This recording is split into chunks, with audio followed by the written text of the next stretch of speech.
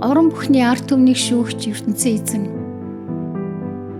Мөнхийн эзэн минь та бол буруутнаас өшөө авагч ертөнцийн эзэн мэлээ. Өшөө авагч ертөнцийн эзэн минь уур хилэнгийн шийтгэлээ одоо та харуулаач. Хүн төрлөختний шүүгч та одоо босч ирээд омог бардам этгээдүүдэд хариу шийтгэлийг нь өгнө. Мөнхийн эзэн минь хорон муу этгээдүүд хэр удаан инхүү магтуулан баясаж явах вэ? Хэр удаан баясах вэ? Тэд ихэмсэг бардам үг хэлж ёрын муу бүхэн сайрхан сагсуурч байна. Мөнхийн эзэн минь өөрийн тань хүмүүсийг тэд дарлан нухалж өмч хөрөнгө болсон ард түмнийг тань дарангуйлан дийдэлж байна. Тэд бэлэвсэн эхнэрүүд болон харийн хүмүүсийг алж хятан өнчөн үрсийг хөнөөхтөө. Мөнхийн эзэн юу ч харахгүй, Яаковын өргөмжлөн хүндэлдэг ертөнцийн эзэн юу ч тааварлахгүй хэмээн өөр хоорондоо ярилцаж байна. Бүхнээс мулгуу хүмүүсээ хизээ та нар ойлгож сурах вэ? Тэнэг мунхаг хүмүүсээ хизээ та нар ухаан суух вэ? Сонсох чихийг та нарт өгсөн хэрнээ ертөнцийн эзэн өөрөө юу ч сонсдоггүй гэх нь үү? Харах нүдийг та нарт өгсөн хэрнээ ертөнцийн эзэн өөрөө юу ч хардаггүй гэх нь үү? Улс үндэстнүүдэд шийтгэл сургамж өгөгч ертөнцийн эзэн өөрөө та нарт шийтгэл өгч чадахгүй гэх нь үү? Хүмүүн төрлөختөнд мэдлэг өгөгч ертөнцийн эзэн өөрөө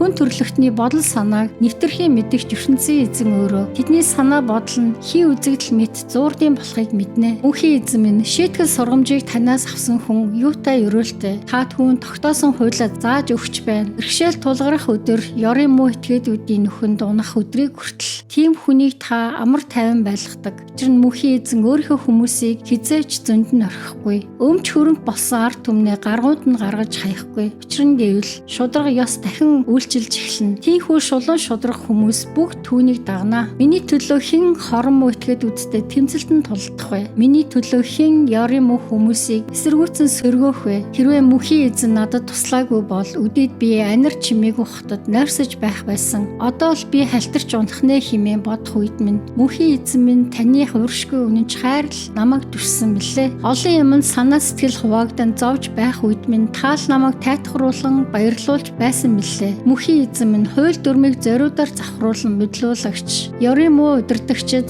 тантай холбоотой байх уу? Шудраг хүний эсрэг тэд эвсэлтэн ховилдож, гэмгүй хүнд тэд алах ял оноодог. Мөнхийн эзэн бол намайг халахлан хамгаалах цайз бэхлэлт билээ. Ертөнцийн эзэн бол миний хорогдон нуугдах хадан цохио билээ. Үлдэж хийсэн бурууг нь ертөнцийн эзэн өөрөө тэр хүмүүст оноо. Ёрын муу үйлсийн төлөө мөнхийн эзэн тэднийг өөрөө арчин хаяна. Мөнхийн эзэн ертөнцийн эзэн маань өөрөө тэднийг устган сөнөөнө.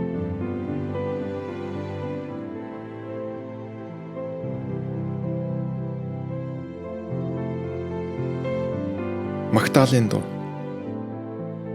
Хүрээд ирцгээ хүмүүсээ мөнхийн эзнийг магтан дуулцгаая. Хадан зохиомд хамгаалал болсон түүндээ баярын дууга өргөн дуулцгаая. Баяр талархлаа илэрхийлэн түүний өмнө ирцгээе. Магдалины дууга дуулан баяр хөөрөө илэрхийлцгээе. Учир нь гэвэл мөнхийн эзэн бол агуу их ертөнцийн эзэн болоо. Бурхан шүтээнтэй зүрлэлшгүй агуу их эзэн хаан болоо. Хөрс дэлхийн гол цөм нь түүний гарт бий. Уулын өндөр ориглоотч түүний гарт бий. Тэнгис далай хүртэл түүнийх бөгөөд. Учир нь гэвэл тэр л түүнийг бүтээсэн. Их газрыгч тэр өөрийнхөө хүчээр бүтээсэн. Хүрээд ирцгээ хүмүүсээ түүнийг өргөмжлөн хүндэлцгээе. Өмнө нь мэхийн ёсолцгоё. Мөнхийн эзний өмнө биднийг бүтээгч түүний өмнө өвдөг сөгдөн хүндэлцгээе. Учир нь гэвэл тэр биднийг өргөмжлөн хүндэлдэг ертөнцийн эзэн билээ. Бид бол түүний бэлчээрт бэлчиж буй хонин сүрэг мэт ард түмэн билээ. Түүний хүчээр хамгаалуулж буй мал сүргэн мэт болсон ард түмэн билээ. Өнөөдөр та нар түүний хэлэх энэ үгийг анхааран сонсвол сайнсан. Бүтээсэн бүхнийг минь харсан хэрнээ. Мерибахт байхдаа сэтгэл зүрхээ хатууруулан хээр